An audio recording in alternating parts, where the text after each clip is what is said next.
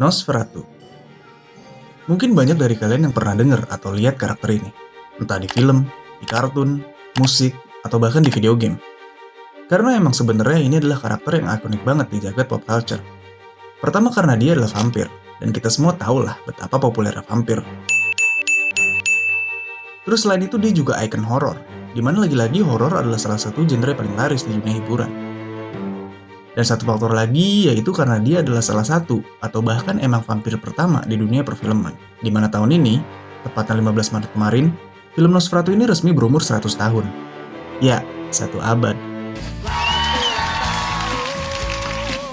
Tapi setelah 100 tahun, kira-kira masih relevan gak sih sama budaya horor hari ini? Terus emang apa aja pengaruh film ini terhadap perkembangan dunia film, baik itu genre horor atau bahkan pop culture in general?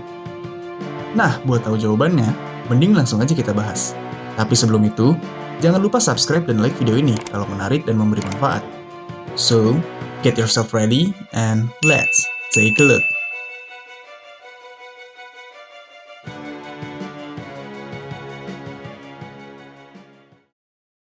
Sebelum dianggap sebagai ikon horor sinematik, Nosferatu lebih dulu dianggap sebagai salah satu film paling berpengaruh dari gerakan German Expressionism. Sebuah gerakan yang pertama kali dikenal sebagai gerakan artistik dalam seni visual dan puisi, dan mulai menguasai sinema pada awal abad ke-20. Tapi baru dapat banyak daya tarik tuh setelah Perang Dunia Pertama, sekitar 1920-an, di mana Jerman terjerumus ke dalam masa suram dengan meningkatnya inflasi dan kerusuhan politik. Nah, genre ini tuh secara umum berlawanan dengan realisme karena nyiptain dunia imajiner, di mana gayanya yang cenderung distorted bertujuan buat mengekspresikan keadaan psikologis dari rasa takut dan keputusasaan. Salah satu karya ekspresionis yang paling terkenal adalah lukisan The Scream karya Edward Munch, yang disebut-sebut sebagai inspirasi untuk penampilan Count Orlok di film Nosferatu. Ya, cukup clear ya kemiripannya. Tapi untuk film ekspresionis, salah satu ciri khasnya adalah penggunaan angle tajam, kontras tinggi antara gelap dan terang, juga karakter yang kelihatan surrealis.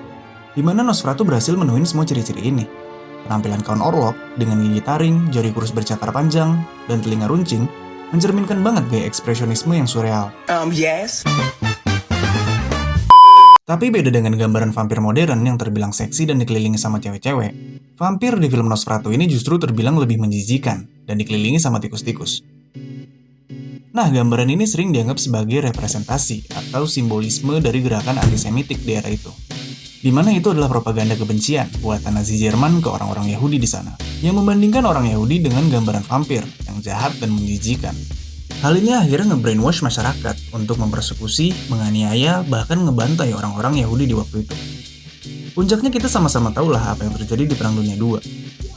Tapi sayangnya, seolah nggak bersyukur, orang Yahudi yang dulu tertindas malah sekarang jadi penindas. Oke, skip dulu ngomongin politiknya. Karena ini channel film, kita lanjutin dulu obrolan filmnya ya. Nah, ciri khas lain di film ekspresionis adalah penggunaan bayangan, di mana Nosferatu juga pakai hal ini sebagai gaya visualnya. Salah satu adegan paling ikonik di film ini adalah Count Orlok yang perlahan-lahan naik tangga di rumah protagonis. Di mana yang kita lihat cuma bayangan tubuh Orlok yang seolah-olah melayang. Kira-kira kebayang ya, apa yang orang-orang rasain pas lihat adegan ini pertama kali di tahun 1920? Pasti serem banget buat mereka.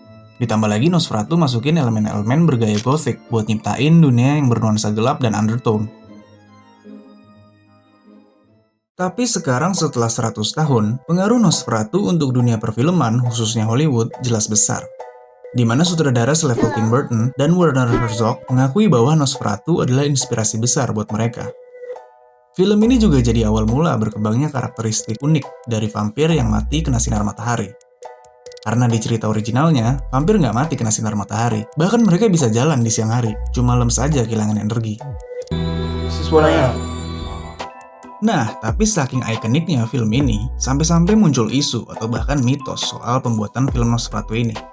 Salah satunya adalah yang digambarin di film Shadow of the Vampire, di mana katanya, alasan pemeran Count Orlok ini sukses banget ngidupin karakternya adalah karena dia sendiri emang beneran vampir.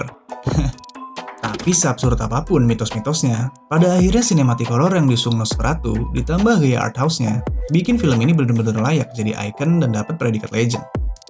Bahkan film ini termasuk jadi salah satu yang mempengaruhi kebangkitan subgenre horor yang beberapa tahun kemarin sempat rame, yaitu elevated horror, yang di dalamnya berisi beberapa judul keren, kayak Get Out, Babadook, dan Hereditary. Di mana jagat horor seolah-olah menyatakan bahwa mereka capek sama jump scare murahan, dan udah waktunya ngembaliin kejayaan horor yang penuh sama good plot and storytelling.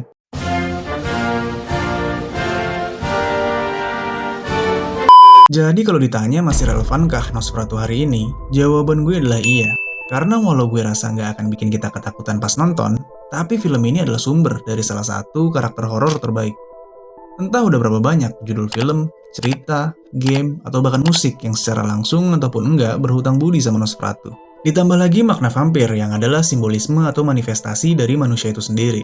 Karena vampir ini berhasil mengekspresikan kultur manusia modern yang haus akan kekuasaan, popularitas, nafsu, dan lain-lain. Pada akhirnya, vampir yang adalah makhluk jahat dan kotor ternyata nggak ada bedanya sama kita yang katanya ciptaan sempurna. Dan karena film ini berhasil mengekspresikan dan mewakili wajah masyarakat yang sesungguhnya, gue yakin legacy dan influence Nosferatu akan terus hidup, abadi sebagaimana vampir itu sendiri. Jadi gimana guys menurut kalian? Ada yang udah pernah nonton film ini? Silahkan share kesan, pendapat, dan pengalaman kalian di kolom komentar ya. Yuk kita sama-sama buka diskusi yang asik. Dan buat kalian yang nonton video ini sampai habis, gue berterima kasih banget sama kalian. Kalau ada kesalahan atau kekurangan, bisa tolong bantu ingatkan kami juga di kolom komentar. Silahkan beri like kalau menurut kalian video ini menarik, dan share juga ke teman-teman kalian yang tertarik dengan pembahasan ini. Support kami terus dengan nonton, juga subscribe channel ini. Semoga video ini bermanfaat, dan sampai jumpa di video selanjutnya. Cheers!